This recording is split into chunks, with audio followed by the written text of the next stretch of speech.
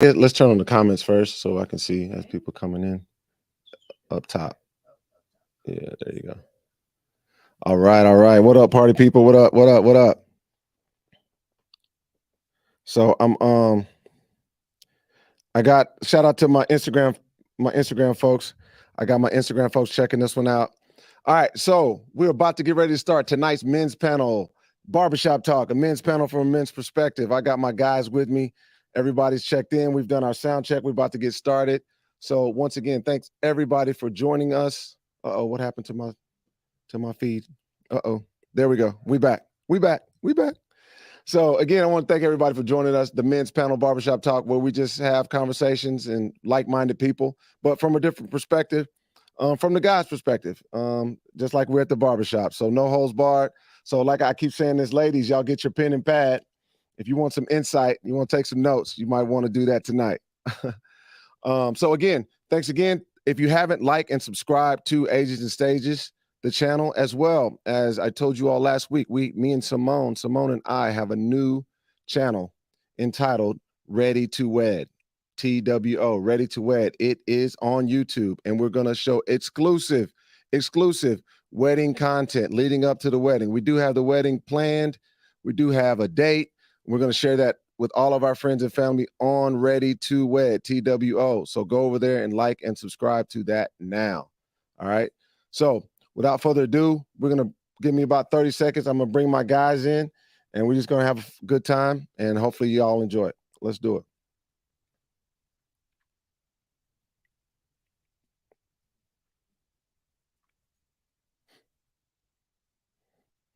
It's on brand. Yeah, there you go. Boom. I'm about to pull this drink up now. And then go down, maybe. It's on brand. Just scroll that part down. There you go. And then where's it at? Back below. There it is, down there. Below. Keep going. Up. Countdown.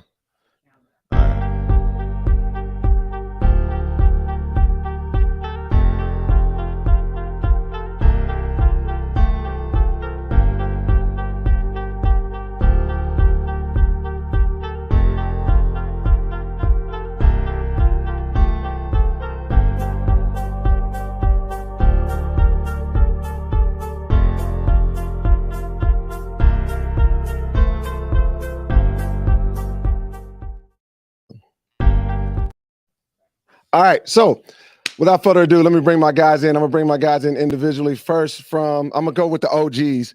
First, from Ready to Love Potomac, I'm gonna go Tory to the building. Let's welcome Tory to the chat, to the barbershop. What's up, Tory? Welcome in. What's up, brother? How you doing? I'm doing wonderful, man. Thank you so much for joining us. And your castmate, another OG. Y'all are veterans now. Let's bring in Demetrius from Ready to Love Potomac. What's up, brother? How are you, man? What's good? How y'all doing? We're going good, man. I see you always sharp and clean, man. Hey, so I I'm saying? Hey, I knew you gonna come with it. Godliness, man. Yeah, I love it. All right, and then we're gonna bring in our two rookies, man, to the scene. Let's bring in Randall from Ready to Love Miami. What's going on, bro? What's up, Randall? How are you, man? I'm coolin', man. Thanks for having me. No, thank you for joining us, man. And last but not least, let's bring in my guy Swasey. Yo, what's good, fella? What's good? How are you, man? You fresh off a DR trip, right? Where'd you go? I just got back from Puerto Rico a couple hours ago. Puerto Rico. So if you don't know Swasey was on the recent show of Ready to Love Potomac. So guys, thank you so much for joining us. This is the men's panel barbershop talk on the Ages and Stages podcast. Remember, for those of you at home, you can take us now on the road with you. We are now available on all podcasting platforms. So wherever you get your podcast, go ahead and get that and follow us and keep us on the road with you, and then continue to support Ages and Stages. But man, my guys, so I think I've only met Tory in person, but I've had an opportunity to chat with all you guys, man. So if you haven't met each other, y'all can say y'all's, good wishes and things of that nature, and we'll get started. How fellas doing, man? Pleasure meeting y'all. Yeah, man. I know it's been a long road for y'all. Yeah, exactly. So, man, let's go ahead and hop into it, man. And we'll definitely let everybody know what you guys got going on. towards the end of the show, I want to, use this platform to promote whatever you guys got going on. But let's start where it all started for us.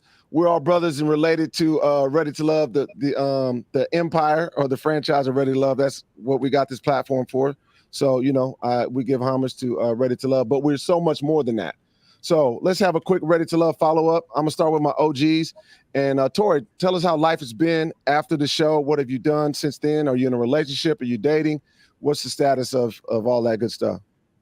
Dating. And as for what I've been doing after the show, just really been focused on investments, like different type of investments, real estate mostly, as everybody know I do.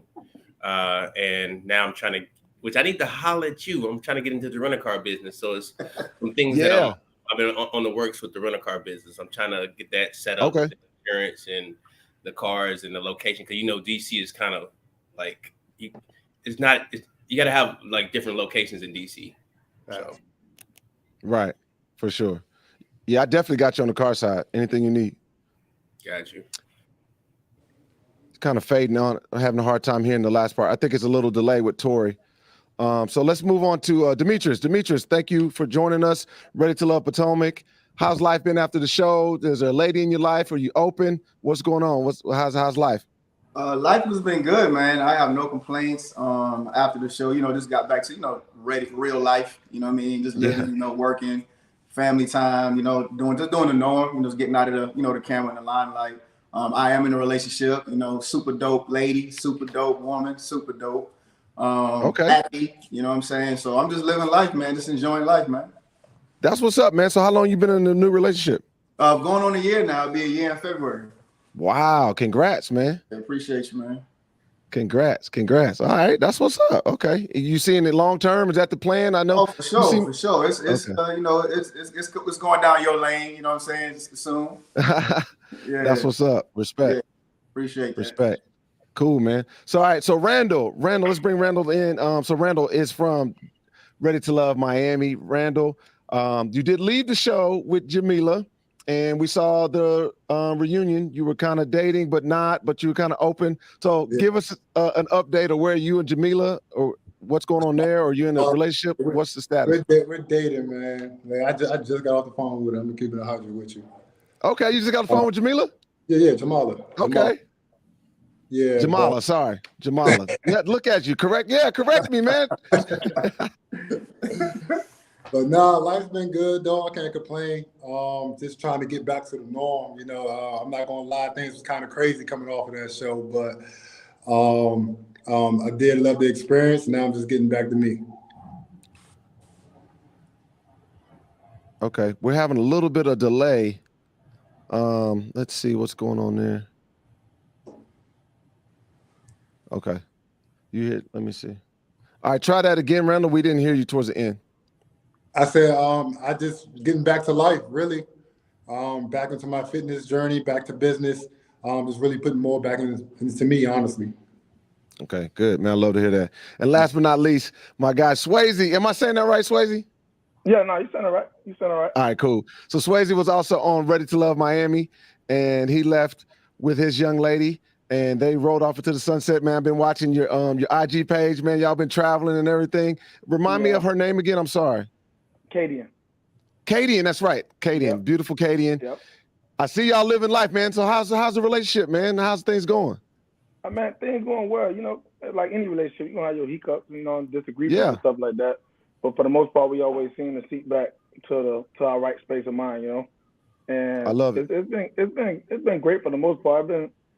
It's been kind of funny because we notice everybody noticing us everywhere we go. Like it's no wild. Matter which country we was at, somebody noticed. And it's like, I don't watch TV, so I was kind of shocked by people noticing. I'm like, hey, you really watch TV? Like, you know what I mean? But it's been cool, and everything else been just, slow motion. Slow motion better than no motion. Just trying to get back with the thing, just like everybody else. Yeah. No, I completely understand, man. It kind of threw me. I bet all you guys can attest to this.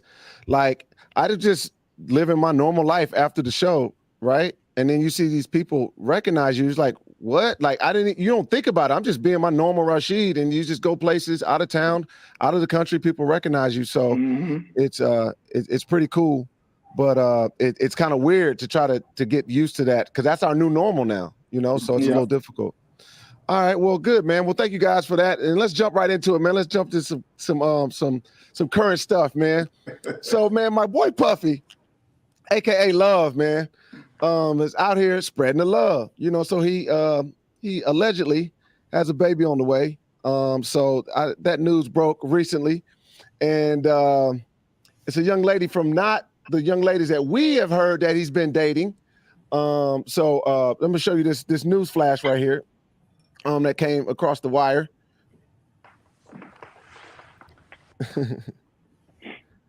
All right, so that's the alleged baby moms right there. The new chick, she's like 28, and then Young Miami talking about she not bothered. Basically, I'm good. I ain't no side chick at all. Never been one. So, with that said, what are you guys' thoughts on Puff? I heard Puff talk a lot about his relationships. When I heard the dude was having another baby, I've always heard that he likes to have kids. He looks like a great dad. Looks like he enjoys it. But being this public guy in the limelight, this whole new Puffy stuff, the baby news, and now Young Miami's jumping into it. What are y'all thoughts on Puffy and the whole situation? I'll start. I feel like it's always been said to me, if a man and a woman make their own choices and a man can afford it, let them live their own life. I can't judge him for living. Right. If he can afford all 27 or 30 kids, let him do him. I mean, they don't have a problem with it. So right. He's trying to enter that Nick Cannon. The only thing I see with that, Tory, I agree with you on that piece right there, right? But also you gotta look at the aspect of, you having, all those kids, are you gonna be able to be there for all of those kids? You know what I'm saying? So I'm looking at it from that perspective of, he got the money to do whatever he need to do. I'm not judging, do your thing. I'm just saying it's like when you do that, you know what I'm saying, are you gonna be there, you know what I'm saying, for the child like you need to be? That's my only thing, you know what I mean? Yeah, I can agree with that. From online, it looks like he's always there for his kids. But that's, like you said, social media is a whole different thing than living into somebody's life. For sure. Yeah, and just to piggyback on what you guys said, like, me and my girl was talking to two things that's hard with having a kid is time and money. You know what I mean? Like both of you guys said. But coming from a guy like that, you know what I mean? He's super rich. Like, he has the time and the money. He don't have to work no more if he want to. He could spend every day with his kids. His money right for him. So, you know what I mean? Now, do it look good? Being honest, it don't look good, man. You too old to be running around having kids by all these little young girls like that, bro. You gotta, you know what I mean? At one point, you gotta tighten up. But hey, who could tell him what to do? He got money. That's how, at the end of the day, that's all over the results too. Yeah. No, I feel you on that. Randall, you have any thoughts on the subject? Yeah, like how he finished, how my man just finished Swasey. Like, he's super rich. Like, this man knows exactly what he's doing. You get what I'm saying? Like, it's not bothering him at all. He can afford it. So it's kind of hard to sit back in my shoes and judge how much time he spent with his kids. You get what I'm saying? All I say is that I hope that he's giving everybody the time, and like his kids do have two parents. You get what I'm saying? But other than that, as long as he can afford it and take care of his kids, I got nothing to say. Yeah, no, I feel you.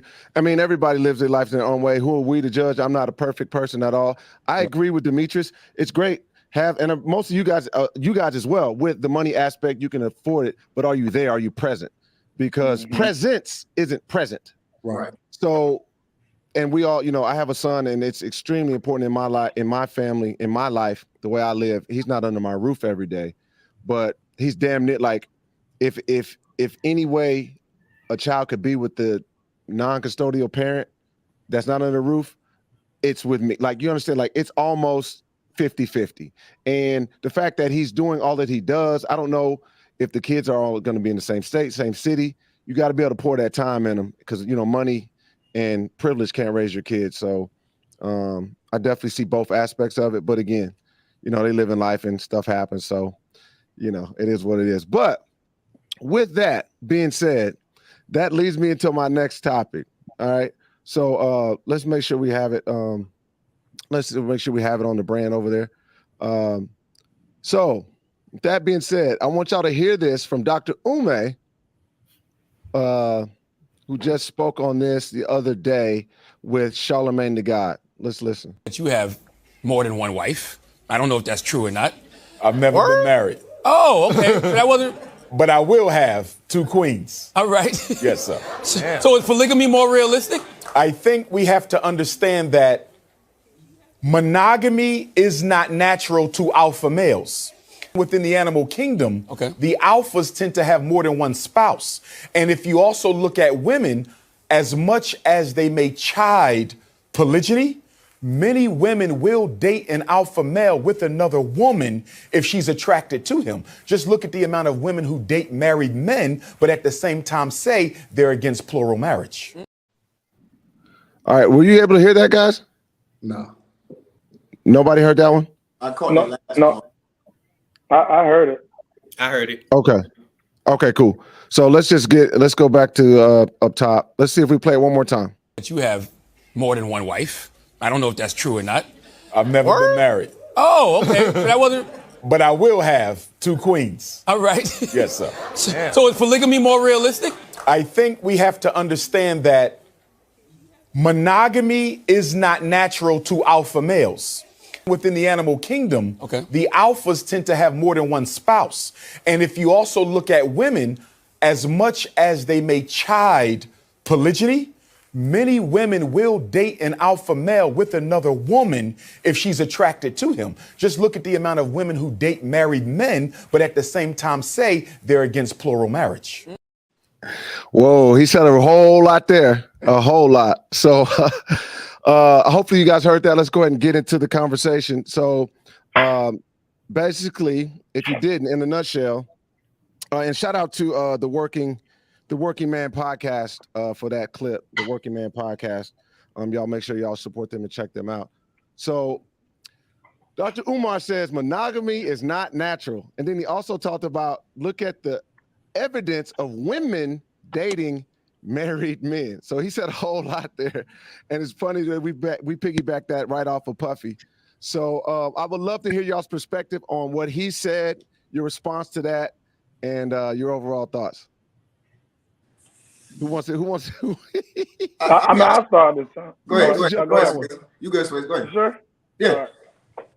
I mean, I don't know. Everybody's different. If I'm married, I'm married. I'm a faithful man. I am not going to be sleeping around my wife. That's my wife. She represents me. I represent her. I don't want her running around looking like a bird and I'm out here cheating and doing this. You know what I mean? Because they're going to respect your wife. They're going to treat your wife just like they treat you. You know what I mean? I don't want no other woman laughing in my wife's face because I'm cheating around. You know what I mean? Doing that. And now your wife looking funny. You know what I mean? So, right. I mean, I think there's nothing wrong with dating multiple women if you want. But I think you just rather just be single. And just let them know. Ain't nothing wrong with that. You can't compare. I mean, I respect the dude, the doctor dude, whatever. I respect him. I don't watch him often, but I respect him. I respect everybody, first of all. But you can't compare human to animals at that aspect. Right. You know what I mean? You compare it to animal, like the animal kingdom. Bro, I'm not an animal. So, I mean, hey, to each his own, but that's just my thoughts on it when it comes to that. Right. Yeah, I respect that. Go ahead, Demetrius. I agree with that. But I think like Dr. that says monogamy is not natural. I get that statement right there, right? Because we all have choices in this world, right? So as a man that's in a relationship or a man that's married, you're choosing to be with that woman or you're choosing to make that woman your wife. So you got to exercise the discipline within yourself. You know, if you're saying that's your innate nature or you're saying it's not natural, you have to make that choice and have the discipline within yourself to be like, hey, I'm choosing her, and this is the person that I want to build my future with or go along through life with. So it's a choice that we have to make. You know what I'm saying? We can't say, like you just said, it's what you just said, can't compare it to prove your point. You can't compare us to animals. You know what I mean? Like, that's just trying to prove your point. So I just think that we just have to make a choice, and it's just that exercise that discipline within you to be like, yo, I'm a one-woman man. This is what I'm choosing to do. And then, like he said, so he said, if you don't want to do that, say that. You know what I'm saying? So let them know. Just be honest. And I can imagine 2 women, though. I'm being real. Oh, no. You took the word out of my mouth. So I'll let the other guys speak on it, and then I'll give my perspective. Go ahead, Tory. So to capitalize on what Demetrius said, I think the biggest factor what he said that people need to understand: 1, be honest of what you want. 2, choice. I believe, like, personally, I've been in situations where I've dated women and we have a friend, you know what I'm saying, a female friend. I've been in a completely and I've been in a completely monogamous situation. And it is a choice that I choose to do in that situation based on the individual I'm dealing with. And, you know, I think communicating your wants from the beginning, because people lie. That's the issue. People lie about themselves, lie about the things they want. They lie about, you know, communicating, you know, as a want, or them not being ready. Because, you know, you see all the time, people got open relationships, people got monogamous relationships, people got polyamorous relationships. But, you know, the biggest factor is communicating with your partner and telling them up front, this is me, 100%. This is what I want. And you know what? You'll be amazed. Most people will accept anything as long as you're honest. A lot of people will accept a lot just by respecting you to say, this is what I want. And so, as to capitalize on what he said on the clip, I don't think that's necessarily 100% true. I think like Demetrius said, it's a choice. You know, you choose to be that. That's your culture to be monogamous in one person. And if it's your culture to have a polyamorous relationship, that's your culture. I respect your culture. I can't tell somebody what is right and what is wrong. It's just what's right for me. Got you. What you got, Randall? For whatever reason, I couldn't hear the clip, but I can see it. Okay. So I'm just basing off of what I'm hearing, and to compare us to animals just to prove your point is crazy to me. Yeah, that's old school. You know, you can all find that little shred that we come from animal kingdom. Right. I respect Umar, man, but he do a lot of that. Like, he goes far and beyond just to prove his point. Like, he'll find any information to skew it. You understand what I'm saying? So to me, like, what separates us from the animals anyway is our intelligence, right? The intelligence to be able to voice, right? So that's the truth. And to me, like, wife, like, that's sacred, right? Like, somebody touch your wife, like, behind your back, you know what I'm saying? Like, that is a big deal. So because of that, like, if I'm gonna get into a marriage situation, that's sacred grounds. I can't expect her to do what I'm not. You understand what I'm saying? So, like, the choice has been made for 100%. And right before you go, Rashid, I just want to, like, I always say it to myself. I always say, just because you can doesn't mean you should. You know what I'm saying? So that's what I tell myself in a lot of different situations or whatever. Like, hey, I can do that. You know what I'm saying? But should I do that? You know what I'm saying? So that's what I think people need to understand. Yeah. Now, if that's his culture, okay. If that's his culture, I understand that. That's what you want to do. I clearly understand that. But that's just not. I'm just saying my point of view as part of me. Yeah. It all comes down to a choice, man. We all make choices. Yeah. And I agree. I agree with you guys, man. I've always been a one-woman guy. That's just how I operate. You could ask, it's so funny. My friends from like high school and college, and they see me now and they're like, Rashid, you always been that way. Like, always that guy. Like, even when I wasn't in a committed relationship, I didn't like run a bunch of women. Like, you did, like, in college, playing ball and doing all this, you know, because you could, but it necessarily wasn't my thing. Because one, I mean, like Swasey said, you have to, that's exhausting. Who wants to do that, to keep up with multiple women? And then it's just a lot. So for me, I protect my peace, and I have to have my peace, and the person is my sounding board that I can come home to and be vulnerable with. It would be hard for me to share that energy with multiple people, because if we are in some sort of relationship like that, then I need you to be equally yoked with my partner, and I can't. That won't work for me. And the thing that on the other side of it, you hear about people in these type of relationships. I just think the most important thing is just honesty, like we've all have said on here, and everybody's saying in the panel. If you lay the ground rules and the person knows what it is, then it's their choice to rock with you or not. Right. Like, there's nothing hidden. What I can't respect, and we've all know guys like this and been around, what I can't respect is the guys walking, yeah, I'm a player, I got these women, this, that, and the third, I'm doing this and that. But you hiding clothes in your trunk, you got 2 phones, and you lying and got women's names saved in your phone as a man's name. You ain't no player, that ain't, you lying. Like, exactly. So let's keep it 100. I don't respect that. If you have a set of women in a relationship that understand from the gate what it is, and they're okay with it, hey, y'all have fun, y'all do what you do. That's just not for me. I can't do it. That's exhausting, expensive, you name it. I ain't trying to do none of that. I just don't like I just don't like to degrade a woman like that for the most part. You know what I mean? I want to treat her like a queen. You know, I have a daughter. You know what I mean? I don't want another man having another wife with my daughter. Right. So let me ask the flip side of this. He said something at the end. He said, "What about the women who deal?" I'm sorry, Swasey. He goes in and out. I hate to keep cutting you off. I can't hear you. My apologies. No, you good. You didn't cut me off. I guess it was just lagging. So when you talk, then it keeps looking at me like you're talking. Okay, got you. My bad. So what I would say is, what's the other side of that? The women who sleep with married men. Okay. So it was the implication that they know he's married, but what if the other one doesn't? Because let's keep it a buck. There's many women out there that are sleeping with married men who know that they're married and know that that wife does not know. So what do we say to that aspect of it? Because that was the other part of his point. I mean, I don't want to speak for women, but I look at it like this. I look at it like there's a lot of women that don't want to be number one. They don't want to have the headache of dealing with a guy on an everyday, consistent basis. You know what I mean? They just want to get the perks of, you know, somewhat being in a relationship without the full commitment. You know what I'm saying? Because let's be for real. In 2022, you have some women that think just like men.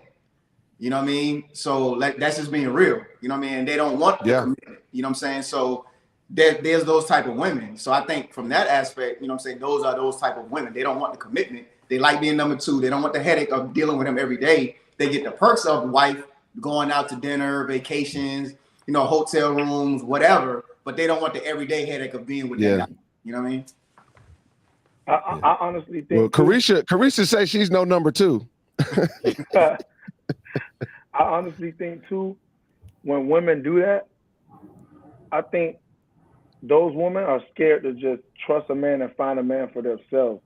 So they look for a man that's already locked down, that's used to being locked down, and try to take that man from that woman and try to lock him down. You get what I'm saying? Wow. Does that make sense? Yeah. Like they looking at this guy, okay, I know he know how to settle down, so I ain't got to worry about it. You know what I mean? So they go into trying to stir him their way to make them be the number one. Instead of just going out there and getting your own man and trusting him and learning him and making him settle down. So they try to look for a man that's already settled down because they just know for a fact that he knows how to settle down. Gotcha. That makes sense. That makes sense for sure. I got another lane for you. Like, hurt people hurt people. You know that line? Like you hear it everywhere, right? Yeah. A lot of these times the women be hurt. Like they done got disrespected or degraded in their own relationships that they were in, or they put all their energy into and they just broke it off of that. So now they just want to rampage. You get what I'm saying? Whole phase or whatever they want to call it. You know what I'm saying? Depends on how old they are at that point, how they name that. But now they're not even worried about being in a relationship. They rather take somebody else's, or it makes them feel better to feel like they could take somebody else's man from them. Right. And so that's so wild to me, man. But like we all know and have heard, there are definitely people out there like that on both sides, men and women. Yeah. Absolutely. So all right, well, I appreciate you guys' perspective on that. All right, so let's move on to the next topic. First of all, anybody, what y'all sipping on tonight? I'm sorry to ask. Anybody sipping on anything tonight? Belvedere. I got. I'm sipping on water. Water? Oh yeah, you're a workout buff, man. I'll let you do alkaline water, pH balance 10,000. What's that? What is that, Demetrius? This Basil Hayden, man. Okay. Yeah, right man, there. I got some. This is Las Fondelas vanilla tequila. That's why it's brown like this. It's amazing. You be on that sound good. Simone, I had tequila. Simone bought this. I'm tequila man. She's brought this back for me from Mexico. So. Oh, okay. Yeah. Cheers. All right. Next topic. Okay. So look, check this out. This is something I saw in an article. Let's take a look. All right. So, so I'll give you the gist. It's saying, are men destroying women's sex drive? And what the article says is men and children are destroying women's sex lives because of the relationship inequities that take place. So basically what they're saying is, if a man who wants a woman to work and then also do some domesticated things, cook, clean, keep a house, things of that nature, that is destroying women's sex drive. So, fellas, I would love to hear your thoughts on this, and I know the comments are going to be on fire. Do you think that's true and accurate, or what? Should they get over it? Is that life, or what? I would love to hear his perspective. I mean, I guess I'll start. I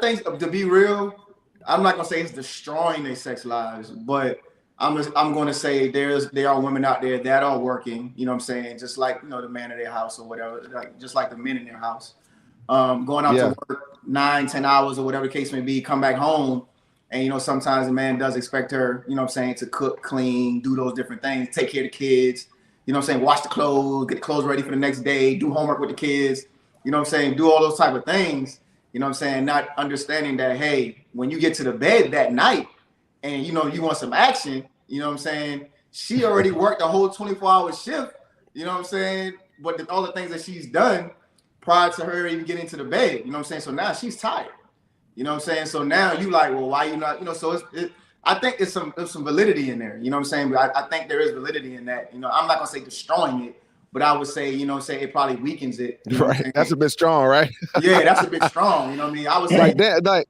right. When I saw that, I was like, damn, we're destroying it? I'm gonna take the other side of it. It says a man for real, when it comes to a woman's sex drive or being in her life, I feel like we as men should be a compliment to our women's lives, period. So if you come home early and your wife is coming home later, I'm not gonna expect her to cook. We're gonna have dinner when she get there. So we run tangent off each other and, you know, pick up where the other one slack. You know what I'm saying? Like, I don't expect a man is gonna see his woman working hard, and if, you know, she comes home early, yes, she's gonna have dinner ready. But like, if I leave early, if I leave later, I'm gonna make the bed up. Go ahead, I got your coffee ready. You out the door. If I'm early and I'm up early, I might have a lunch made. She may have my lunch made. We working together. You know what I'm saying? We both working hard, especially if you a man. Like, you a man, you providing. So we both working hard. Is it killing the man's sex drive? No. It's who you dealing with. You know, if you're dealing with somebody that can manage life, manage a relationship, you know, I mean, it also goes to managing sex, you know, and still learning your partner and trying to find new things to keep that interest. But the average woman, you know, I'll wait to respond. No, go ahead. I'll come back to that. Okay. I mean, I 100% agree with you, Tory, as well.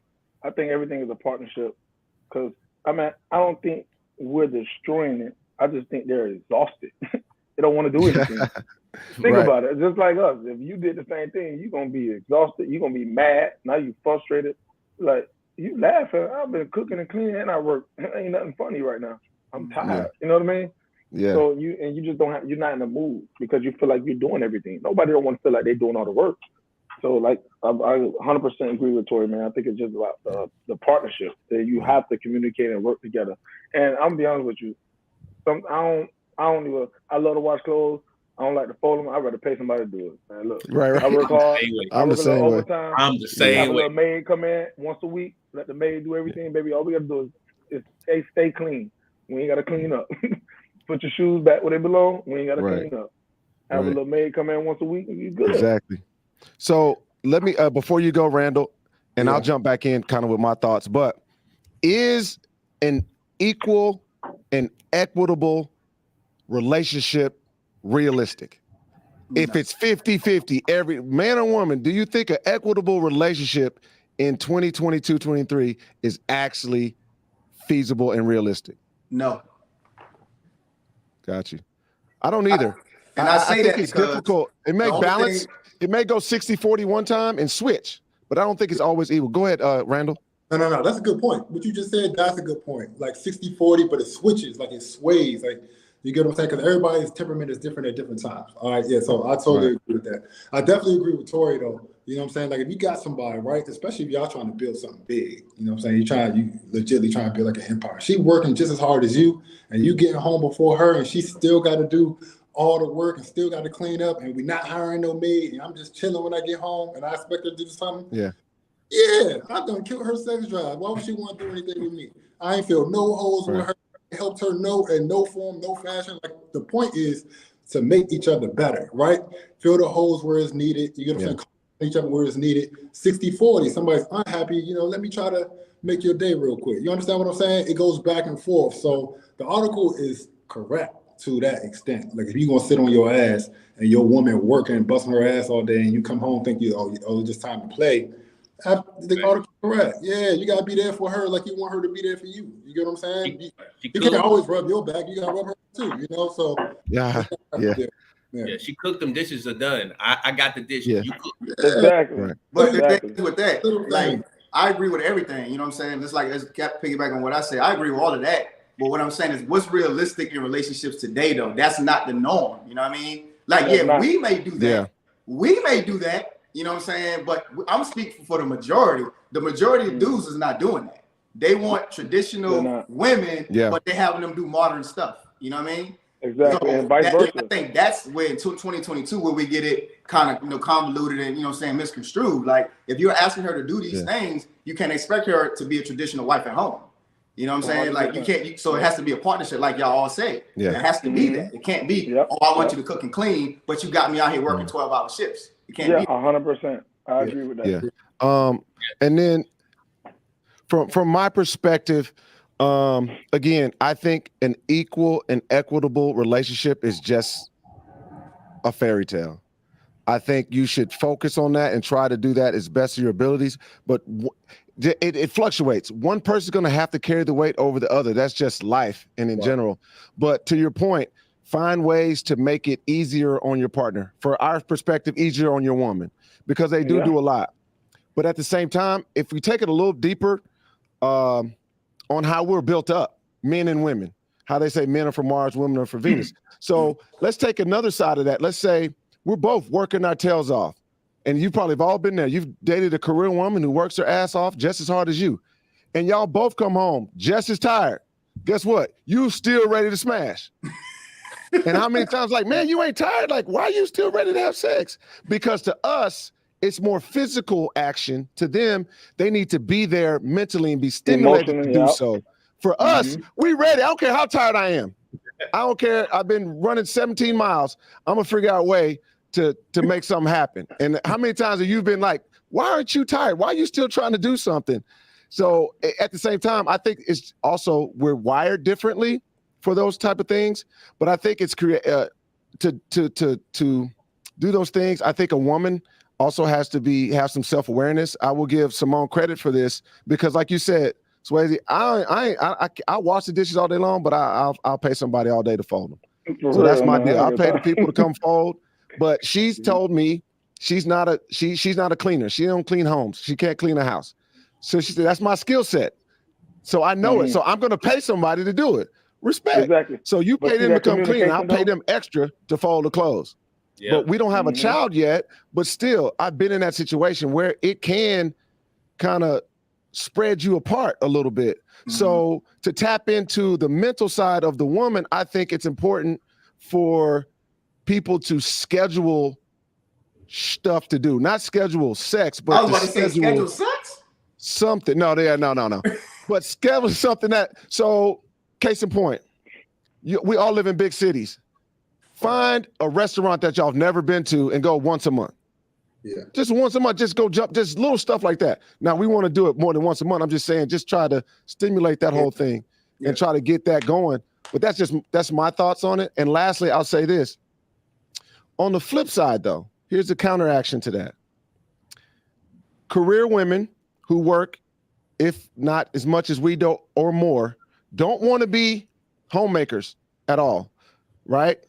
But they still want a traditional man. What I mean by that is a traditional man who still pays majority of the bills. Like his money is our money, her money is her money. No. What I'm saying on that, the same protect, provide. They want a traditional man, but then, okay, they should give that traditional role, because the traditional role is the woman is supposed to give us her body. So I've heard a buddy of mine who's had this same kind of struggle with his wife. She wants it all. She works too. But he says all the time, the things that you want me to do, you want a Lamborghini life with a minivan N-word. Mm-hmm. Does that make sense? Yeah. So speak to that. Have you met women like that in the past who want a traditional man but don't want to be a traditional woman? I was waiting for you to touch that point because, you know, I've had friends out in the dating world, including myself, where we call, they want to build build a man. Like they want to take this, pick and choose what they want traditional, but they don't want to cook. They don't want to clean. They don't want to, do the traditional things. They want to go off. Yeah, but we got to be traditional. Yeah, but we got to jump in front of a bullet. They want the man to do 100% of everything, and they won't keep their money, and they don't want to cook. They don't want to clean. Actually, case in point, one of my homies, he was married to his wife for about 5 years until they got a divorce because he was like, bro, I'm coming home. She's not cooking, not cleaning. The kids ain't even ate yet. It was driving him crazy. He's paying all the bills. He was about to lose his mind. He would call me depressed every day. And I'm like, bro, I don't even know what you do. He even showed me videos how nasty the house was. He was like, I can't do this. I can't. Oh, man. Damn. He got receipts. Damn. Oh, yeah, he had receipts. That's why he got custody of the kids. Go ahead, Demetrius. Damn. No, I think it's that, I know Demetrius look like you ready to jump in. Nah, go ahead, Swasey. You good? Go ahead, Swasey. Oh, go ahead, Swasey. Go ahead. Man, I think it's that new generation, man. It's that Instagram, that Twitter. Everybody look at this stuff and want to be like other people. They want what other girls have, and which is, remember, Instagram is everybody highlights. People don't show their bad stuff on Instagram. Yeah. Nobody's not posting a bad picture. You're never gonna post a picture with your eyes closed. You're gonna post a good picture. You're gonna wait, keep snapping and post a good picture. And everybody trying to follow these people, but they're not realizing, like, you gonna run a man away every time. A man that has their stuff together and that knows their worth, you're gonna run them away every time. I'd rather be single than for a woman to come to me and tell me, I'm giving you my body. Baby, I can get that from anywhere. What are you talking about? Right. I don't want you to give me your body. I want you to give me your partnership. Let's work together. Let's figure this thing out. Don't come to me and tell me what I have to do. Like, oh, your money, your money. No. My money is my money. Your money is your money. At the end of the day. Now, we're going to partner up. Let's do that. Let's work together. Let's be a team. Thanks. That's not, you know what I mean? Don't come in here and saying, like you say, you want me to be traditional, but you're not traditional? No, let's forget all the tradition. Let's figure out what works for us. How about that? Let's do our own thing. You know what I mean? Like your girl, like you said, your girl Simone told you she don't like to clean or whatever. At least she was honest with you. So now you can figure something out. You don't have to worry about figuring that out 5 years in a relationship. And you're like, I'm out of here. Right. You want to keep getting a divorce and doing all that. Nobody want to go through that. Yeah. I love it. My producer back here, who's a young lady, she back here snapping. My producer. and a lot of and some women, they put on. Well, I'm gonna say men too, because men do the same thing. Women and men, right? We put on the facade at first. Right. You know what I mean? Like, if I come to the table when I meet you, I should be ready for that conversation, right? Like you say, you and Simone had a conversation, right? She was like, "Hey, I'm not a cleaner," right? So if I'm sitting down and I'm talking to a woman or vetting a woman, and I'm looking for, a potential wife or whatever, I need you to bear yourself to me. Like, hey, I'm not a cooker. I don't clean. I don't do those type of things. But this is what I can bring to the table to you. Yeah. I do the same thing. Hey, I don't do this. I don't do that. But this is what I can. My leadership is this. I have a vision for this. My purpose is this. Whatever the case may be, you have that tough conversation in the beginning and don't put that facade on or that mask, you know what I'm saying, in the beginning. And then 5 years from now, like Swasey said, now you come to the table like, who are you? I don't even know who you are. Exactly. You introduce these things to me in the beginning. Now you pulled it back. Have those tough conversations in the beginning, get it out of the way, and then life will be easier with that person moving forward. That's true. Facts. So then people aren't walking around with disappointment. And for the most part, when people's expectations aren't met, they weren't set in the beginning. Right. And then what happens? Resentment. Resentment's like a snowball. Mm-hmm. And then boom. Yeah. Rashid. So, okay. All right. Any closing remarks on this topic, or are we going to move on? Rashid. All right. So it's a nice little segue right here. Can't hear you, bro. No, you can't hear me. Nah. Rashid. You can't hear me? Yeah, I can hear you. No, I was going to ask you, have you ever heard of the 4th floor theory? No. School me. I'm gonna do it quick because I don't know my time. 4th floor. You can put man or woman, doesn't even come in, doesn't even matter. Just say since we talk about women now. Woman comes in, we'll do a man. Man comes in the store, right? It's 4 floors. He goes to the 1st floor. The salesperson tells him, "Hey, this is a store for mates. Once you, he tells him the rules. Once you go to 1 floor, you can never go back down to the next floor. There's 4 floors, so you can pick your mate. Give me everything you want on the list." He said. So the guy's like, "Okay, cool." So he takes him up to the 1st floor. He's like, "Okay, the women, they all got a job.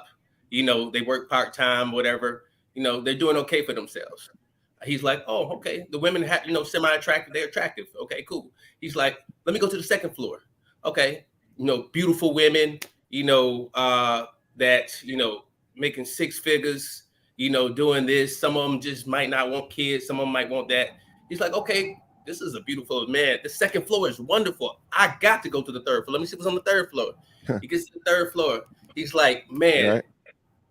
Women models, IG models making, bank, doing this for themselves. Ain't even studying about a guy, but they like to cook and they like to clean. So I'm doing you the fast version, not because of time." So he's like, "Man, if the 3rd floor is banging, I got to go to the 4th floor." So he gets to the 4th floor, and what he finds on the 4th floor is women that are barely working. You know what I'm saying? Not doing that such stuff, and they look all right. They're maybe like a 6 out of 10.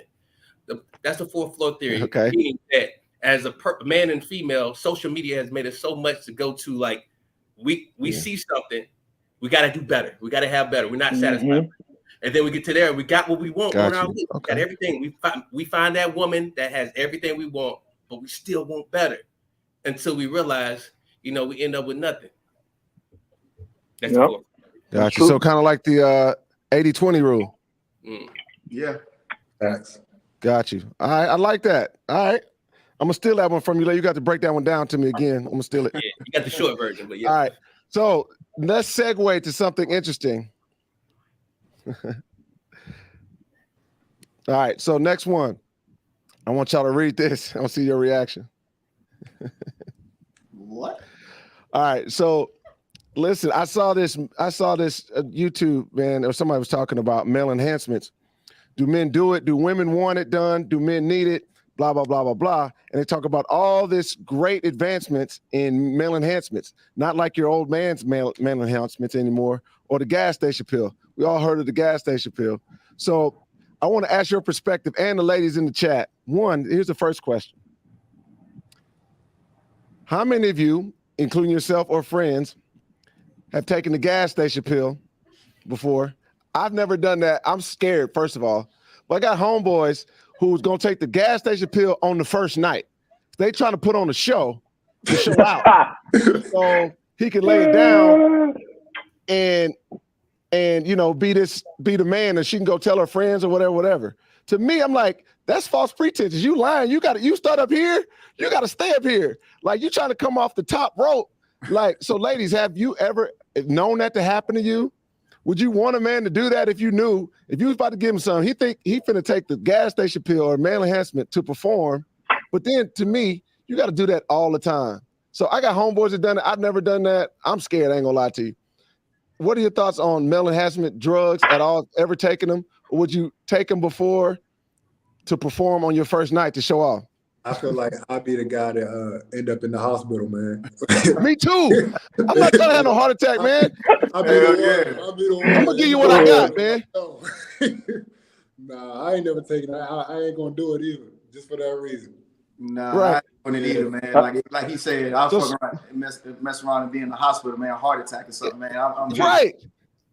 So let's ask the paramedic though. Swasey, have you ever had to come to a call with somebody on some enhancement pills have a heart attack? I mean, no, I just don't.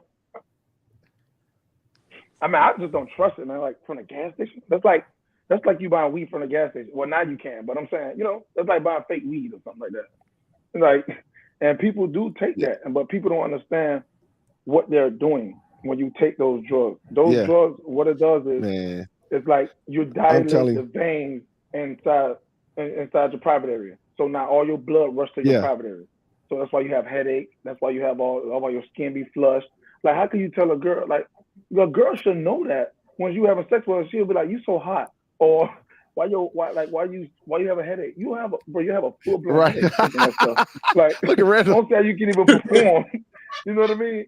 And then it's like, and if you do have, like, if they would have a heart attack or something like that, or MI, and when they call her, and we have to ask those questions, because So you've done that. when we have to give another drug called somebody with chest pain, we give nitro, and we can't give that drug if they've taken Viagra or Levitra within 72 hours. And if they take that drug and then we give them nitro, which dilate the veins more, now we're gonna kill them. We'll bottle them out. All your blood gonna rush to your penis. Now you're gonna be dead with a heart on. You know what I mean? And then you ask them, they don't tell you because they're embarrassed. So it's something. Yeah, they're embarrassed. They're not gonna say it in front of the girl. They're like, "Oh, my chest killing me." Oh. So you're like, "Hey, can you That's step aside while I ask them a question?" Swasey, I told you. See, remember, Swasey, I told you, like, my best friend, one of my best friends is a paramedic in EMT. So I done heard all kinds of stories. But, like, it's crazy to me is because, like I said, if you start that way, you got to finish that way. Like, and then why would you take something to, my always thought, if I don't need that, why would I take something? Then who knows what that may change. Now I may be dependent on it. I'm like, listen, I'm going to keep working out. I'm going to keep drinking my pineapple juice and beet juice, and I'm going to keep it 100 as long as I can. And I'm not finna add anything if I don't need it, man. But I swear, I got homeboys right now that'll get on this live and say, "Hey, man, that gas station pill is hell, boy. I come off the top rope like a wrestler." And they be like vouching for it. You should be good the first time. You don't really care about it yet. It's when you start caring about it when you don't last long. First time, you should be good. Hey, you hear what he said? Demetrius just shaking his head. No, because like I got a son, right? That's funny, man. All right, so let's move on, man. Let's move on. Okay, this is a good one. This is a viewer question. I got this from a guy who emailed this to us. He said, "Do women lie more than men in relationships?" Go. Yep. Yes. It's strategic though. You'll never catch it. It's plain. No, you know why? What you say? Swasey, was that you? Strategic? It's strategic. No, that was It's strategic. Randall. Randall. They done thought about this for about a month. Like, you know why we used to talk about this back in the day? It was like a woman will lie and tell you she's in outer space. So when you go looking for her in outer space, you don't find her because I just left. But when a guy always tells the truth, but he may negate portions of the truth. So when you go looking for Ralph at Waffle House, that motherfucker's at Waffle House, and you caught him in all his goddamn lies. I think it just depends on the person. I can't say more woman, more man. I think it depends on the person. You have some dudes or some women just habitual liars. Like, I knew some people that lie so much. Like, I got friends, homeboys that lie so much, and I say, bro, you have to have a disease. Like, it's not even funny. Like, you lie about the stupidest things. And I'm like, why would you lie about that? That's why she mad at you. You lie about the stupidest things. Hey, babe, I'm going to be there in 5 minutes. Why would you say that? You know we 30 minutes away. Like, that's you just asking to get in trouble. Ever. Exactly. Like, I'm like, bro. Like, why? So what's the craziest lie that a woman has told you you've been dating or seeing or trying to date? Can you think of any? What's the wildest, craziest lie that you've been told by a lady, a female that you're dating or a relationship with?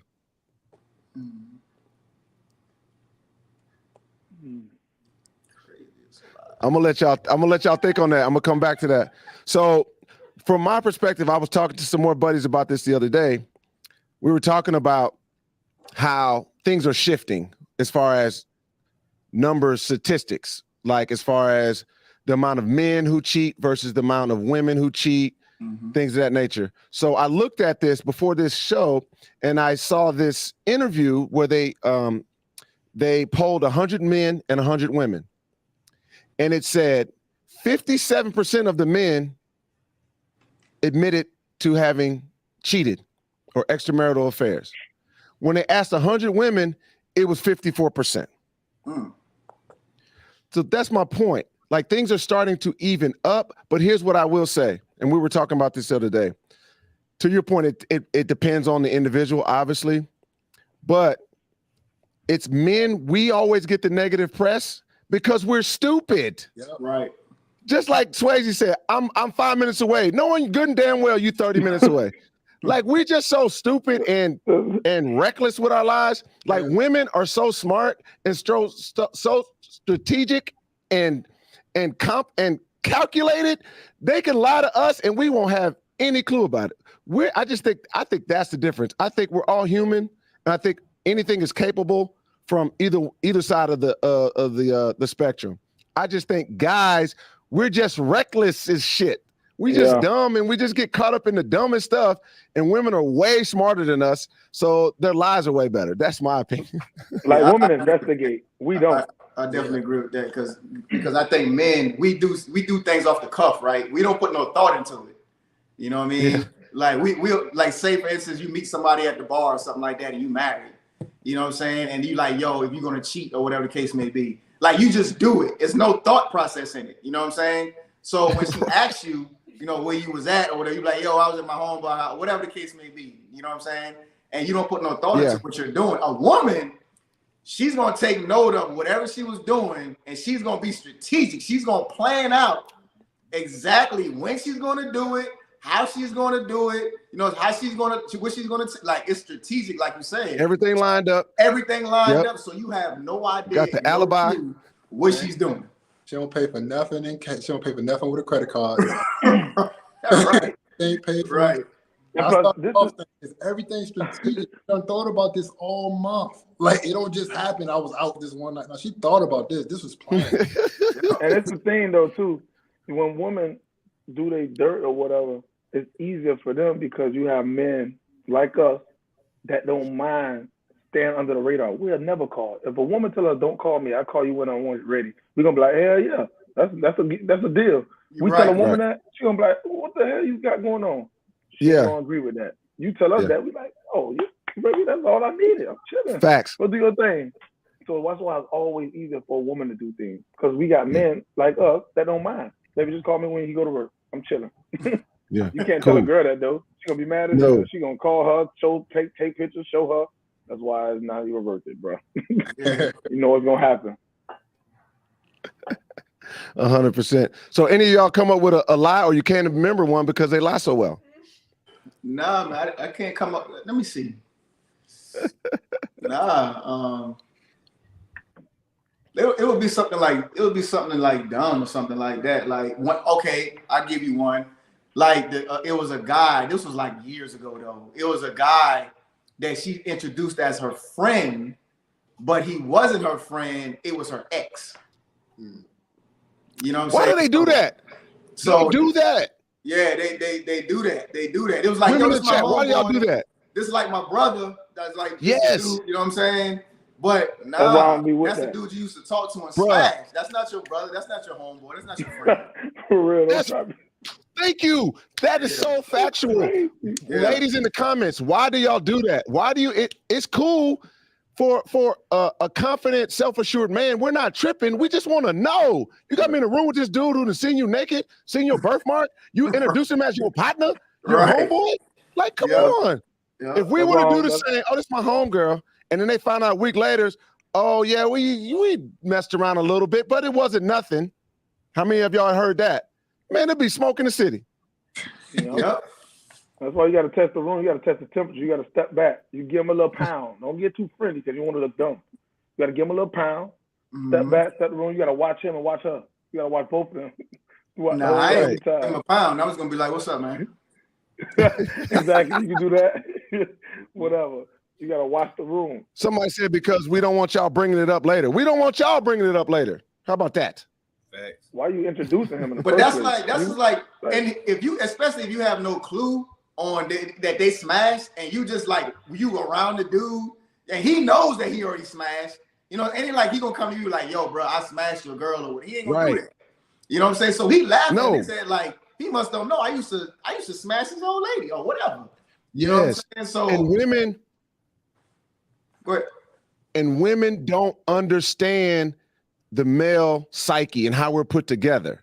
They don't understand that. Even when you try to tell them that, So for shows like this, is for ladies, y'all to understand how we feel once we find that out later. And you know your man, we not tripped. Like, I need to know just because of that reason what Demetrius is talking about. It's just I'm sorry. It is what it is. Y'all like us for being alpha men, but when we do alpha men stuff, that's a part of it. You are territory now. I know you don't want to hear that word, but that's how we feel, and that's how our endorphins kick in. We need to know that kind of stuff. Facts. So anyway, all right, let's move on. We run out of time. I want to get a couple more in. Thank you guys so much. If you're just now joining us, this is the Age of Stage podcast. This is the Barbershop Talk. I got my fellas here. I got Tory and Demetrius from Ready to Love Potomac. I got Swasey and Randall from Ready to Love Miami. All right, so I'm gonna post this real quick. Y'all take a look. I already know this. You see the rumors of this? Man, Yeah. I got so much to say about this one. Okay, social media reacts to rumors. Lori Harvey is dating Deion Idris and makes him sign an NDA with $1 million worth of penalties. I guess for breach of contract. I go ahead. I'm ready. So I want to hear this. Would you sign an NDA to date Lori Harvey or any woman for that matter? He still hit the joint, I guarantee you. Huh? I guarantee you he still went there with it. With Lori Harvey, I guarantee you he did. He signed it, he did his thing. I guarantee you. You think so? I guarantee you he did. So here's my perspective, man. Let's talk about the person at hand, Lori Harvey. Exactly. Like, she's cute, she's bad, don't get me wrong. I'm a man, I got eyes. But what does she do? What's her talent? What is she bringing to the table other than her looks and a couple model photos? I don't, what's her talent? Inheritance. Do we know? Nah, I don't know. No. Okay. I'm trying to figure it out for All right, fine. Exactly. So we don't know her talent. So she was with Michael B. Jordan, who's a budding superstar, if not already actor, voted top sexiest man alive. Now she's dating the British cat. He was in a ton of movies. She was with Future, right? Boom, boom. Don't forget Diddy. We all know their talents, where they got their bread, fame, notoriety. If I'm old buddy, what's his name? Idris, his last name. I'm way more popping than you. Why? You need to sign an NDA with me. You Lori Harvey. What do you do? Why are you giving me an NDA? First off, if I was Jordan, the Jordan dude, I don't know if that's after the Jordan cat, but even this new dude, this dude's a big time established actor. Well, man, miss me. I'm sorry. I never heard. I give you an NDA. I never heard of an NDA like being leaked before. Like, that's almost strategic, if you ask me. Right. Now, I have heard of one person who I give GOAT status to that used to sign NDAs, but it was equitable. It was Derek Jeter. I mean, come on, Derek Jeter is the captain. Yeah. But I'm just saying, like, no to the Derek Jeter, the captain. This is my thing. Seriously though, this is like, my thing. What does she have to someone to say that you have to sign? She wants to make people sign, and I don't know what she does. So if somebody know whatever, correct me if I'm wrong. That's my point. But what does she have to signing make an NDA with somebody else sign an NDA for though? She must be doing a lot of dirt or something. She don't do anything that we know of. Exactly. I tune into Snowfall, so I'm a Snowfall fan. So right, thank you. He acts on Snowfall, so yeah, but I'm still trying to figure out like what is she doing? Like she don't want somebody to tell me how her sex, like what, I don't know what about her sex, or like her breath stink, like what's going on? Like, I'm just saying, like, why does she make people sign NDAs? No, facts. I'm just asking. I don't know. No, facts. And that's where I'm coming from. With either the men that she has dated, those men, in my opinion, are far more successful and would have more to lose than her in an NDA proposition. Why is she giving out NDAs? Anybody else want to jump in on that? I just told you. I think it's a publicity stunt. Like, yeah. How you have an NDA and now we talking about it? You know, that's true. That is true. Right? Like, but you think he signed it? Yeah, but why do we know that? That's right. The whole purpose. It's made public. Yeah. I feel like it's lead. I feel like it's done on purpose. This might be for her to gain more status because all she does is, I don't want to disrespect her, but she dates Jordan. She was with Future before that. You get what I'm saying? So I don't know. It just sounds like a publicity stunt to me. Yeah, I get that. Yeah, I agree with you. I agree with that. I agree with that. Like, cause who leaks an NDA? You know what I'm saying? Like who does that? That's a status thing. Let's elevate the status type of deal. Yeah. Right. Yeah, I agree with I don't know, man. It just blew my mind when I saw that. I was like, what? And people talk about her past, her mother. I don't care who her mother is or who she dated or her stepdad is. I'm talking about this young lady. No NDA for Lori Harvey. Nah. Sorry. Miss me with that. But the crazy part about it is they signed it. Right. Yeah. So, hey, you can't knock us. Don't get me wrong. Don't get me wrong. Let me be 100. If I'm a school teacher, I'm signing that thing twice on Sundays and every day. I sign one every day. But I'm saying what I mean by my overall point, all jokes aside, I'm talking about men who have more to lose than her. And that's primarily who we've seen her date. Right. So the school teacher scenario or the engineer at IBM, even though he makes great money, is probably not realistic. But if I'm the IBM cat, I'll sign the NDA. But if I'm this, man, come on, man. No. Sorry. She the GOAT, man. She the GOAT. Yeah, some people give her GOAT status. I mean, I can't knock her for what she's done in the industry, whatever her focus and goal is. I'm just like, the NDA just kind of threw me off. But yeah. Anyway. Yeah. All right. We got a couple more things and then we're going to get out of here. What's this now? See, it just comes. Thank you, my producer. She just teeing these up for me. Okay. So is there such thing as a pretty girl syndrome? And I'll explain. I've heard other bloggers and groups of friends talking about the pretty girl syndrome. They're used to never being told no, and they're used to being lied to all their lives. So they have this false pretense of reality because they're pretty girls. So do you agree with that? Do you disagree? I'll give my opinion once you guys go, but I'd love to hear your thoughts if you think there is indeed a pretty girl syndrome. I want to get somebody in trouble. Hey, y'all from DC or y'all from PG? Nah, right here in DC, brother. Well, Man, it's barbershop, man. Let's go. Bring it. Go ahead, man. Go ahead. Go ahead, man. I'm gonna pour up while you do that. Nah, it's there. That pretty girl syndrome. I was messing with them because PG County, pretty girl county, what they call it, right? And they definitely had that syndrome, man. Like, I don't care what nobody say. I grew up there, so I can say it. You know what I mean? I went to Largo High School, so yeah, for sure. That's definitely there. Yeah, I agree. I agree with them. I definitely agree. Like, cause you got to think about it. Like girls that's growing up, right? Their parents or their friends or their aunts or whatever. Oh, you're so pretty. You're so pretty. You're so pretty. You're so pretty. And then as they're going up through life or growing up, you know what I'm saying? They're getting certain things because they're pretty and they know they're pretty. You know what I mean? So now when they grow up and they become women and adults, you know what I'm saying? It does kick in when they be like, well, I'm not used to people telling me no, I'm not used to people telling me this, or I'm not used to people telling me that. All they're used to is people telling them that they're pretty and they're so beautiful. It's a thing. It is a thing. You know what I mean?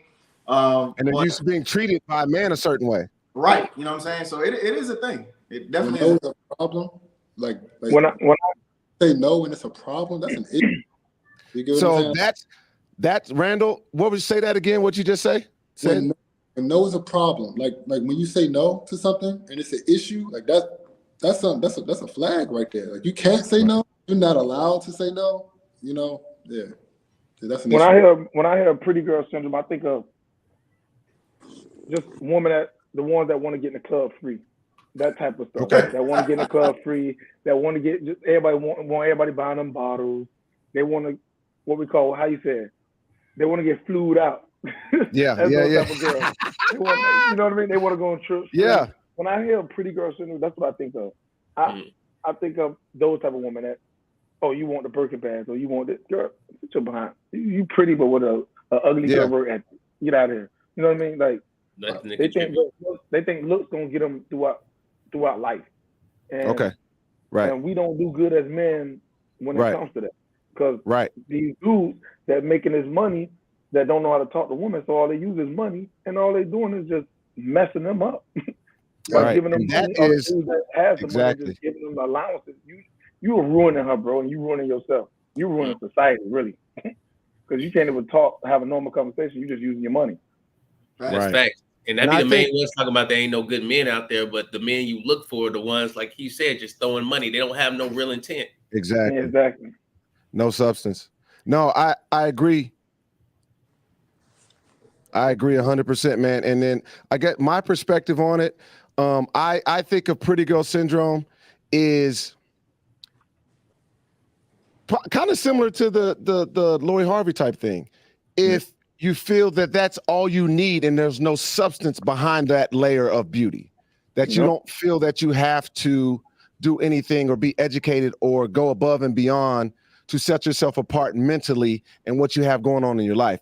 I think it's safe to say for these guys on this panel, we've seen beautiful women come and go, but we want more of a substance for that. We like beauty, but at the end of the day, I would be willing to pass on just a pretty face and a pretty smile all day long, because I want to be able to have an intellectual conversation with you and talk about life goals and expectations and goals and pour into you, you pour into me. If you're just a pretty girl sitting there, like, that vanity is gonna fade eventually. Like, I'm gonna get tired of looking at you if I can't talk to you about nothing. Like, so that's my idea of a pretty girl syndrome, where they don't think they need to have more skill sets than just their looks. When I was dating, man, I throw them off. You know, you talk to the baddest of the baddest, so I throw them off. I ask them, hey, where you see yourself in 5 years? What you do for a living? What's your career? Oh, I got this eyelash company. Nah. Nothing against eyelash company, but I want to hit this online store crap. Nah. I ain't doing that. Or a swimsuit line. Nah. I make them uncomfortable real quick. I hit them with the what's the flaw that you're still working on? Exactly. Make them think. Yeah, make off of that. Oh, I'm pretty or whatever. Like, nah. What's the flaw that you're still working on? What's something that you're still working on that you still need to fix? I like it. All right, so this is gonna lead us. Anything else to say on this one? This is gonna lead us right into the next one. All right, here we go. Saying we agree. Most of us say there is some sort of thing that you have to deal with girls of a certain look. So after all that saying substance and things of that nature, would you rather marry what they call, quote unquote, the girl next door, the 6 or 7, traditionally what people scale women on, not necessarily we're doing that, just for context, or the 9-10, the dime piece, or like P.O. from DC said, the dime shorty? What do you think realistically overall would you prefer to marry? What do you think lifelong would you prefer, the 6 or 7 or the 9-10 dime shorty? I'm going with the substance. So I'm going with like everything. If we take everything that we spoke about in this podcast and put it together, I'm going with that. So if that's in the 6 and the dime just looks good, I'm going where you gonna pick me up where I fall down and vice versa. I'm going where we gonna be partners. We're gonna work with a team. I'm going where we have the intellectual conversations. I'm going with the substance every time. Now, this my take on that. Like, of course, I'm gonna want a dime all day. Right. You know what I mean? I'm gonna want to start. But you gotta have substance. Now, I don't mind a substance 6, 7, but now when we say 6, 7, what we talking about? As long as you're beautiful, if you pretty, whatever it means I'm to good. you. I can fix the body. Don't worry about that. We good with the body. We're gonna get that under control. But I need you to be beautiful with the face and substance. Yeah, we're gonna fix the body. Don't worry about that. I need you to be, you know what I mean? Be loyal, be beautiful.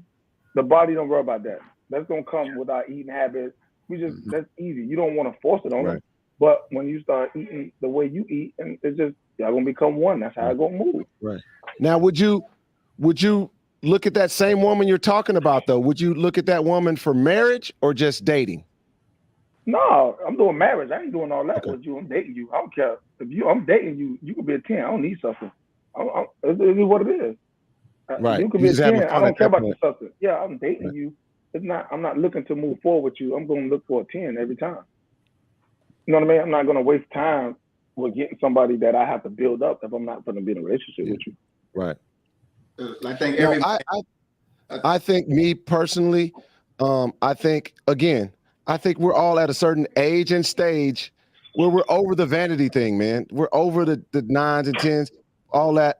You know, you don't go out seeking that. If you find whatever you decide as your 9 or 10, everybody, it's all subjective to whatever you like, whatever your personality is, whatever what your design, your style, because it's you know, it's for all people, doesn't matter. But if I'm able to find someone who society looks at as that, and long as I'm happy and I find you attractive, again, it's based upon me, then that scale has no weight because you have more attributes to the table. To what Swasey said, if there's something that we can do together that I can help you with that's fixable without going under the knife and doing all that kind of stuff, because that's just not me. I like a natural woman. But I'm definitely open to I've dated all type of colors, and people would think that I have a certain type. I don't. I'm more of an energy level. If we're able to connect and vibe, then I'm rocking with you. The hell with everybody else says, because the way I feel about it, you walking in the room with me, you're going to be a 15, 12 anyway, because we're going to be so cold together. Like, shit, let's go. Let's shut this whole damn building down. That's a fact. Yep. Saying like, I think I agree with you, Rashid. Like, I think it's just based on, it's relative to you. You know what I'm saying? So it's about what you deem as beauty. You know what I'm saying? Your 6 or 7 could be, you know what I'm saying, a dime to somebody else. You know what I'm saying? 100%.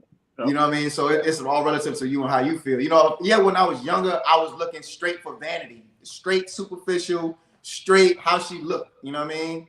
But at this point in time in my life now, it's about the substance. Like Randall says, it's about the substance in which you bring in peace. Like, you loyal, you know what I'm saying? You ready to build, you know what I'm saying? You about business, you know, that type of thing. You know what I'm saying? And the beauty, if you are beautiful and you bring that, cool. But that's not something that I'm going to search for, just the beauty. I'm not doing that. Yeah. Like he said, somebody 6 and 7 may be a dime to somebody else. And, you know, regardless, you might be marrying that dime, period. It's all about the personality, what they're willing to contribute, and they're going to ride for you. I think these guys already summed it up. So I just leave it like that. That substance in the 6 or 7 to make her a dime anyway. That's a fact. Yep. You know what I'm saying? Right. So let me pose this question. This wasn't a part of it, but I just want to throw this in here. Let's flip that. Women. Okay. Since we tripping. Okay, so let me ask this question. Legs crossed. So what about the man who's you can characterize as a 6 or 7, or the guy has a 9, 10 in your rating, and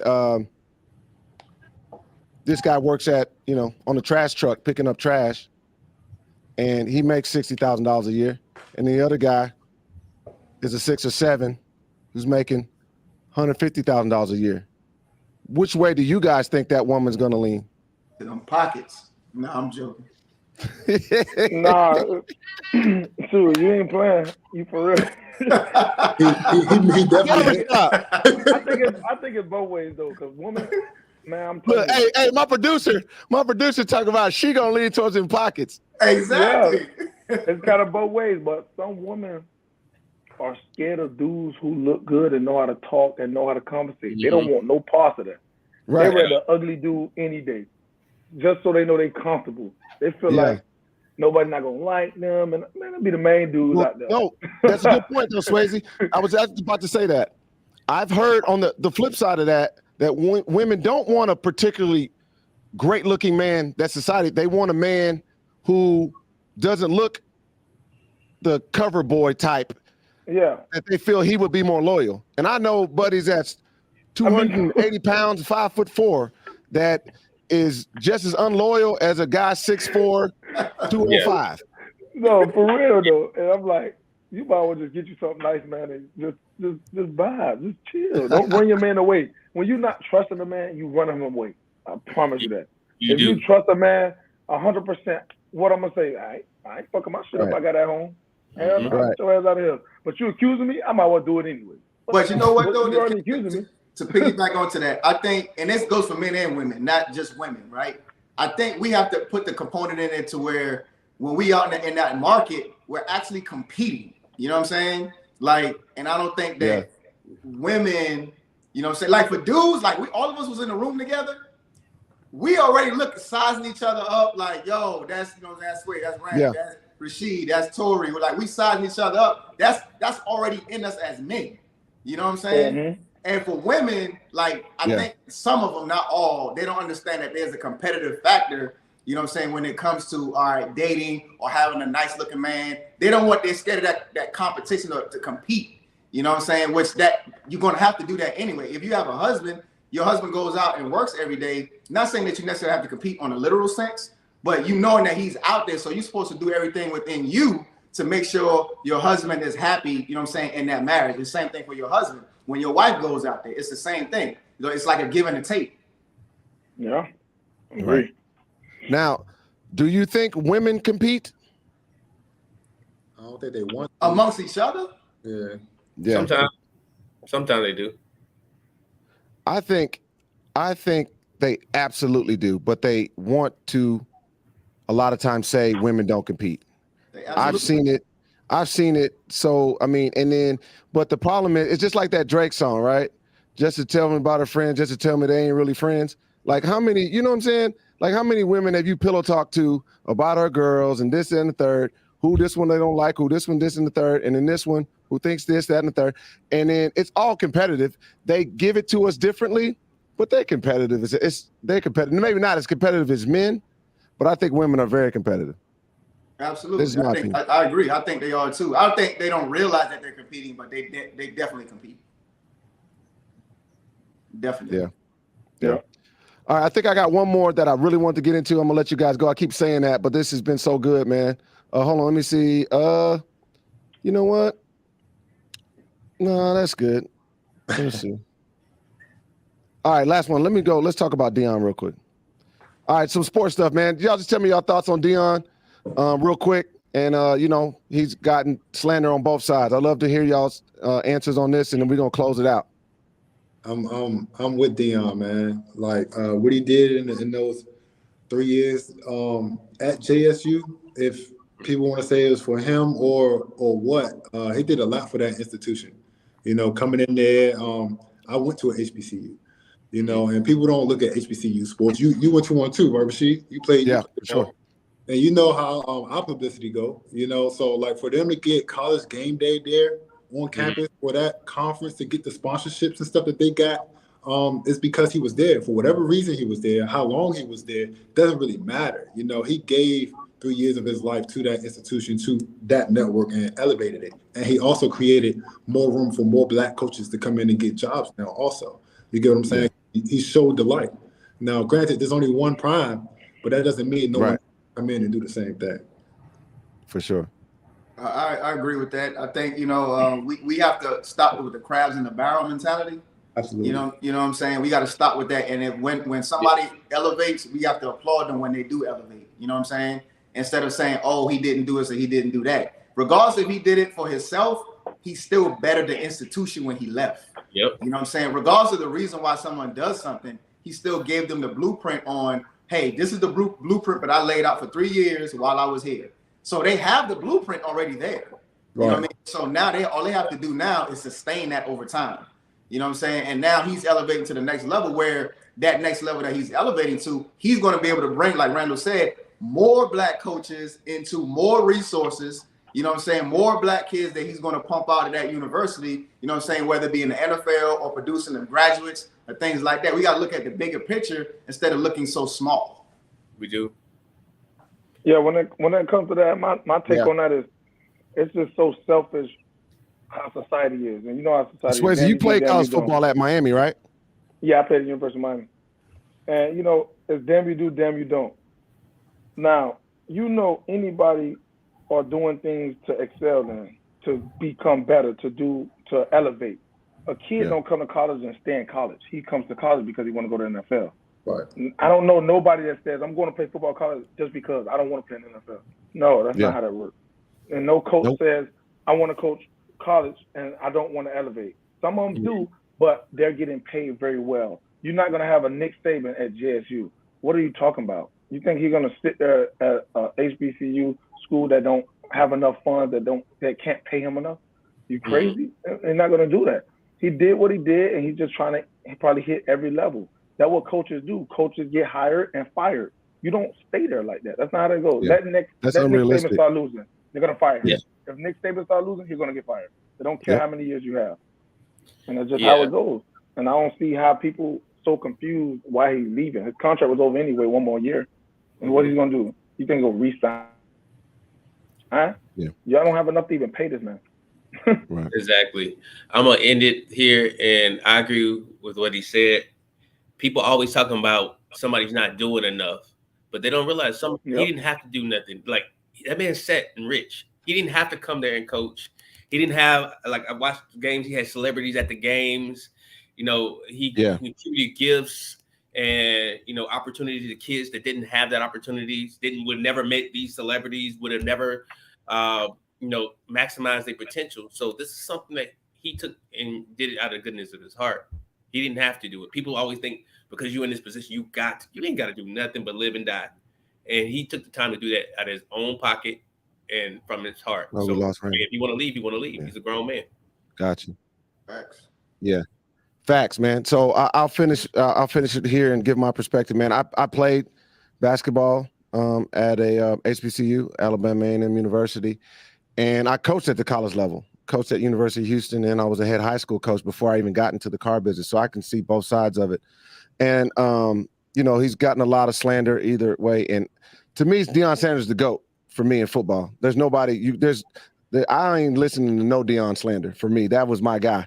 And I'm from Houston, and I hate the Cowboys. But when he got traded to the Cowboys, I was a Cowboy fan the only time when Deion was there. But saying all that to say, I'm comfortable enough admitting the fact that if I would have got recruited by University of Texas or University of Houston or Texas A&M, I would have went and played basketball there. Sorry, but I didn't. I went to Alabama A&M, had the best time of my life, and I loved it. And it developed me to be the man who I am. But I remember wanting to have my name on the back of my jersey because we didn't. I remember that. I remember we finally got them my senior year, and they were only on our warm-ups because they didn't want to ruin the jerseys because what? They got to reuse them next year.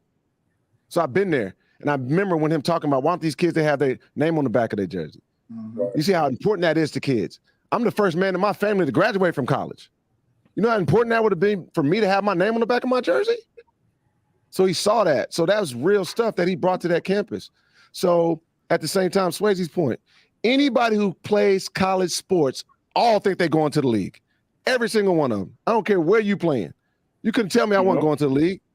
Exactly. And then you don't think, I know football, you have to stay a little bit longer, but you don't think any of those kids at Jackson State would have played 1 year and could have went to the NFL, they would have left? Oh, definitely. Exactly. Come on, man.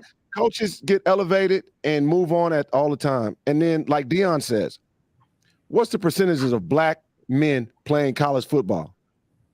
75%. Like 70, 75%? So these black kids at Colorado are less important than the black kids at Jack State? Because let's be honest, unfortunately, most of the kids that are playing football from our demographic still come up in single-parent homes, mm-hmm. or absent dads, or their parents are divorced. The same kids that go to Texas to HBCUs go to PWIs, right. Black kids. So he can have the same type of impact on his kids. And the last thing I'll say is I think he was good for the culture. He did great things. My only thing I hope does not happen from HBCUs is for them to all think that they got to go get a celebrity coach. Because if you flip that from my coaching background, there are tons of cats, young cats that have been busting their ass trying to make it up that totem pole, even at a black school. I'm not even talking about PWIs. I don't want them to get so enamored with the big celebrity name. Now they got to hire all these guys when all these guys have been putting in the work that deserve those jobs as well. So I don't want them to think that that's the only way to win. Because we know, I think Eddie George is at Tennessee State. Yeah. But other than that, I mean, so that's what I have to say about it. But you get no Deion slander over here. That's my dog.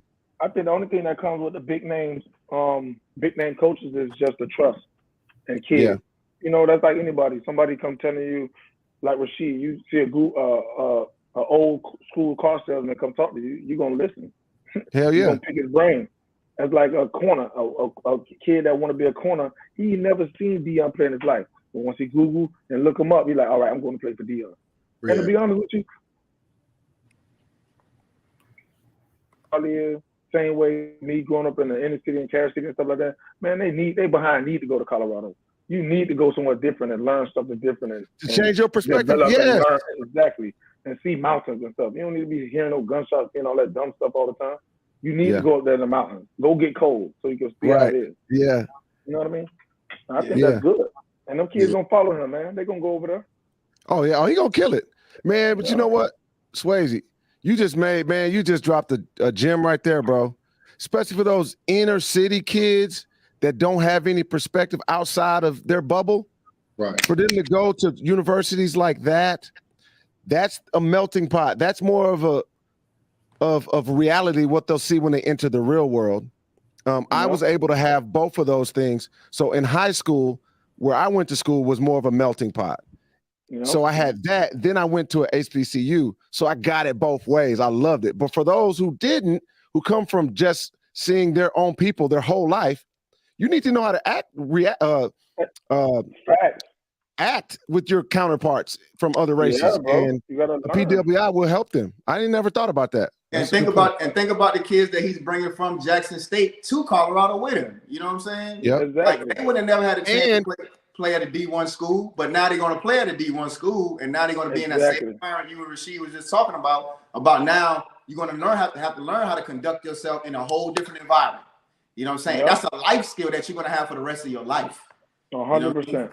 Like before I even went to junior college, bro, to be honest with you, I didn't know the difference, bro. It was embarrassing, bro. I did not know the difference from white, Spanish, all Haitian, all that stuff. I did not know the difference from that. I was like, man, you black or you this.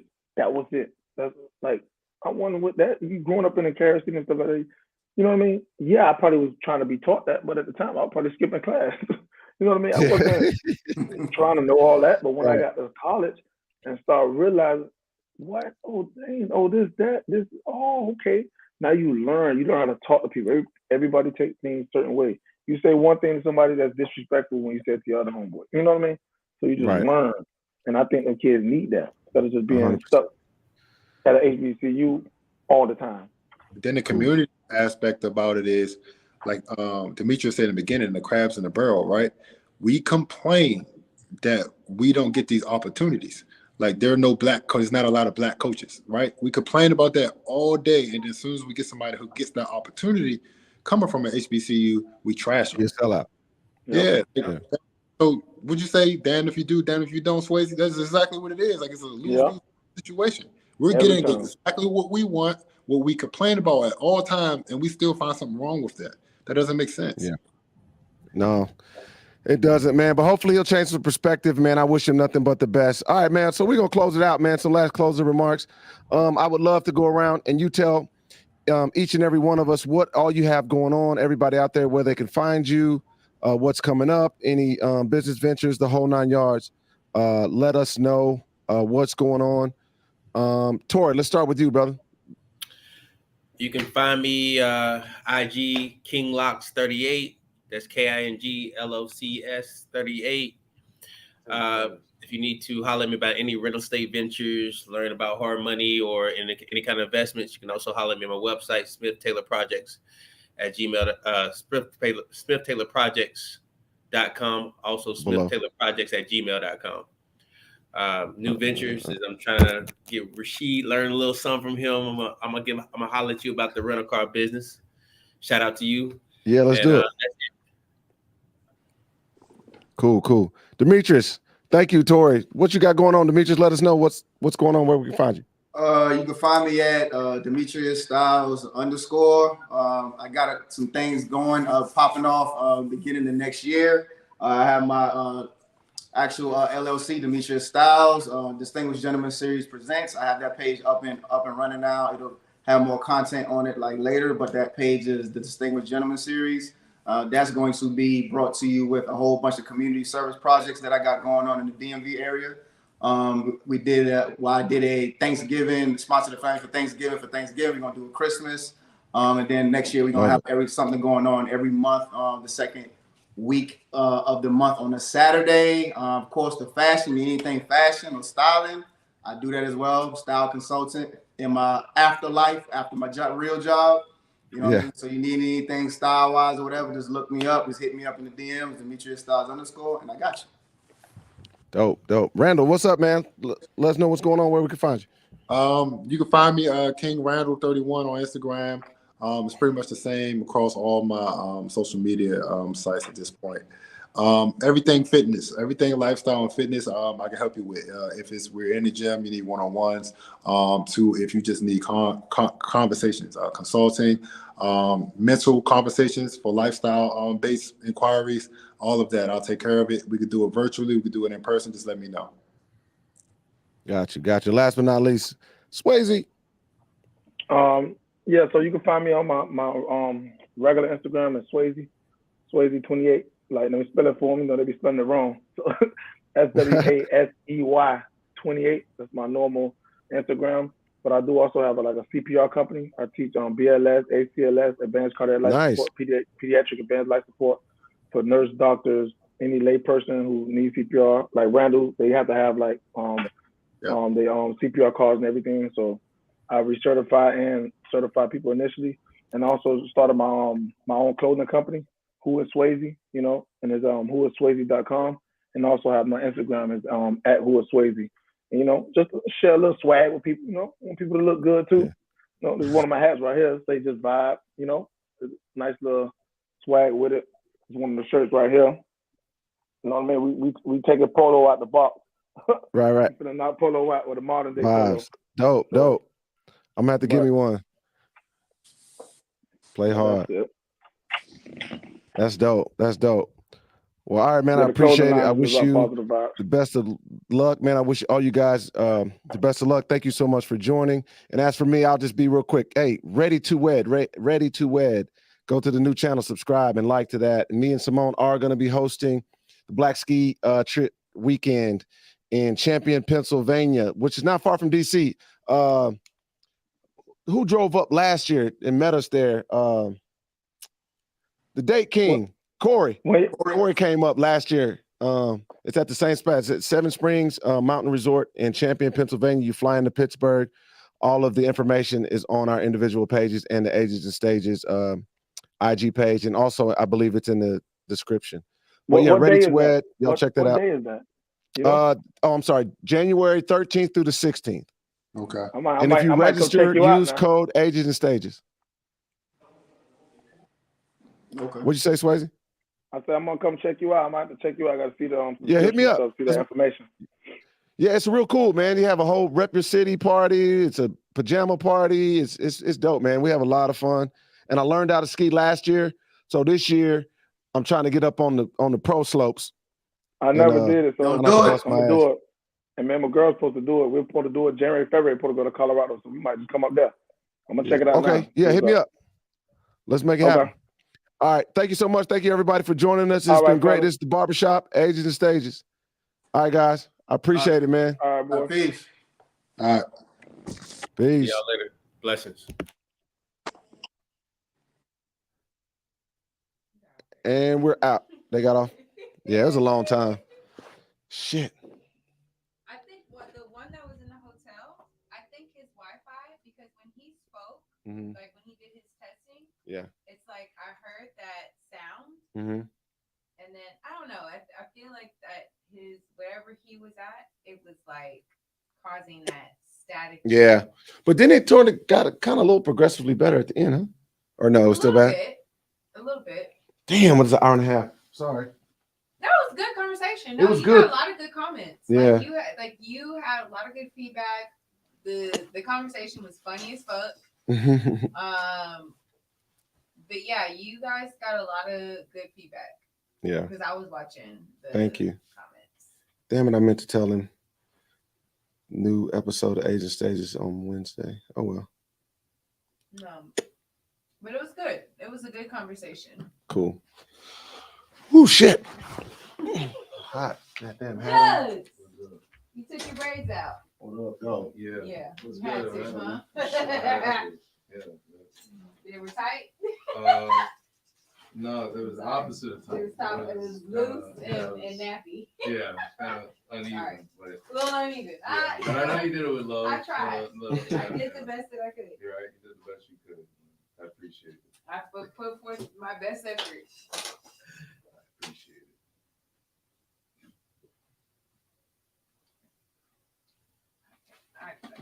I'm glad you got this set. This is perfect. All I gotta do is move my table. Bing bong, baby. Yeah. Bing bong. That was a good show. Thanks, man. Really good. Getting in the manosphere. The boy said, "I'll take a 6 or a 7." I like it what you said about No, the it was a eyelash comment company. where it was like, "You'll marry a 6 or a 7, but you'll cheat with a dime." Somebody said that? Yes. Yes. Talk about marry a 6 or a 7, but cheat with a dime.